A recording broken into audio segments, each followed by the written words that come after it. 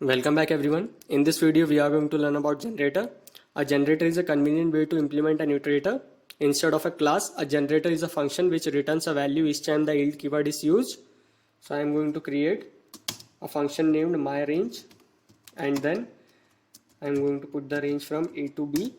I am going to create a while loop. A is less than B, then yield A, and I am going to increment the value of A each time. So generators can be used with the for loop like iterators.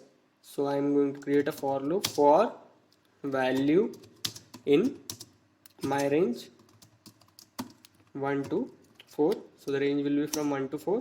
I'll just print the value. So let's see the output. So you can see the output is 1, 2 and 3.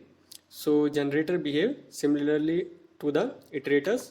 So let's create a variable name sequence, and it will have range from, let's say, 1 to 3. Here I am going to reduce 1. It will be from 1 to 3. So I am going to ask the compiler like what will be the next sequence. So it is saying the next is 1, then it is saying 2, but in the third one it will give an error because the range was from 1 to 3 where 3 is not included. So it is saying stop iteration.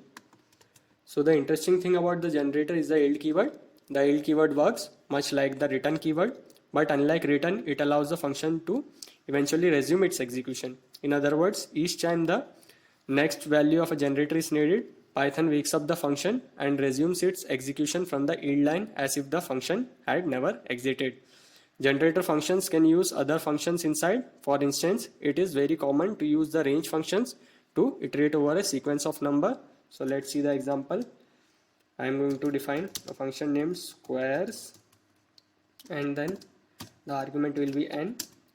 So I am going to create a for statement for value in range n, and then I will just put yield value star value,